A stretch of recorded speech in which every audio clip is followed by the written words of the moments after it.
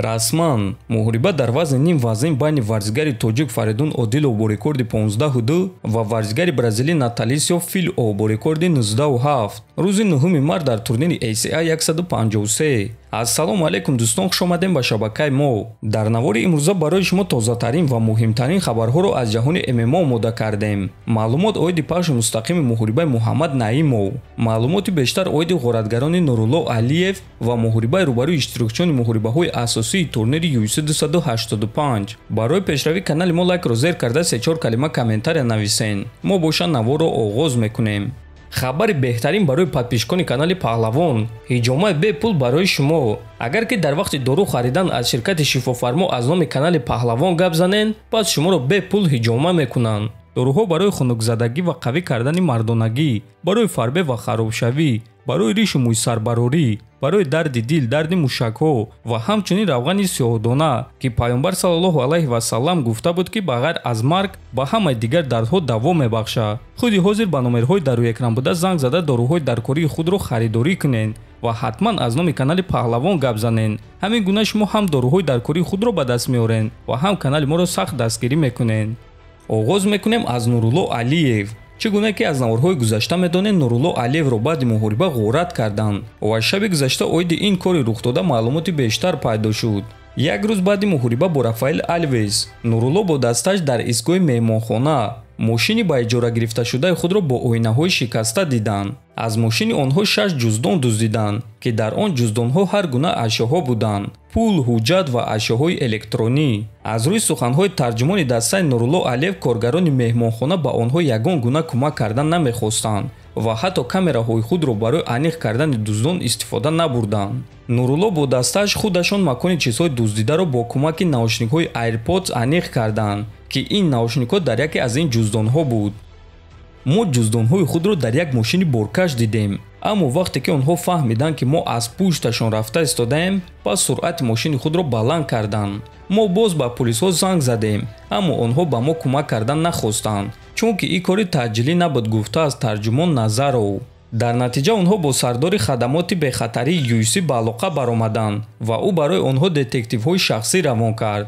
баъди якчанд соат мошини ғоратгаронро пайдо карданд, аммо ашёҳои Нурулло ва дасташ дар даруни мошин набуданд, а наушникҳои онҳо боша хомӯш карда шуда буд. акнун ин корро полисҳо ба уҳдаи худ гирифтанд, хабар медиҳад сомонаи Азия Плюс ва сомонаи бразилӣ Акфайт. мо ба бародарони худ Нурулло Алиев ва дастаи ӯ сабр хоҳонем ва умедвор мешавем, ки полисҳо ғоратгаронро пайдо карда ҷазо медиҳанд ва чизҳои бародарони моро бармегардонанд. имрӯз маросими вазнкамкунӣ ва муҳорибаи рӯбарӯи варзигари тоҷик Муҳаммад Наимов ва рақиби ӯ Дилан Шульте баргузор гардид. бояд қайд кард, ки ҳар дуи ҷанговару вазни даркориро карда тавонистанд ва акнун онҳоро муҳориба интизор аст. муҳорибаи онҳо пагоҳ саҳар, яъне саҳарии 4 март баргузор мегардад.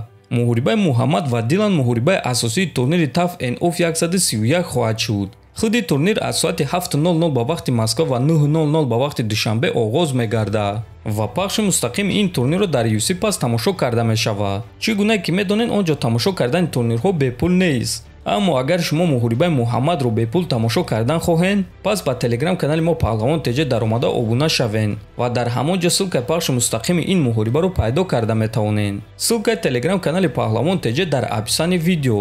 танҳо ба ҳамин ссилка дароед дӯстон, чунки дар телеграм канал бисёр каналҳои дурӯғ бо номи Паҳлавон кушода шудааст. онҳо аз они мо нестанд. дар телеграм канали мо зиёда аз 55 000 обуначӣ аст. барои ҳамин танҳо ба ссилкаи дар зери видео буда даромада обуна шавед ва мо як соат пеш аз муҳориба ссилкаҳои даркориро мегузорем. ана ба худи Муҳаммад Наимов боша ғалабаи дурахшони беосеб орзумандем.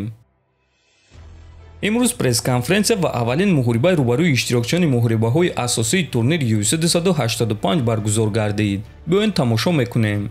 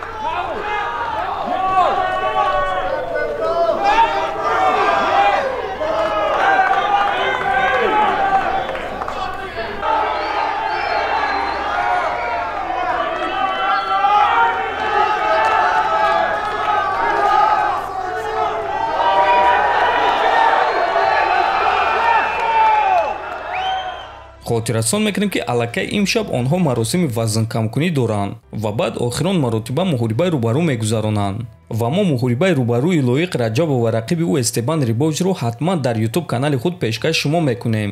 барои ҳамин дар канали мо обуна шавен то ин ки аз ҳама хабарҳои нави ҷаҳони ММА якум шуда бохабар шавен.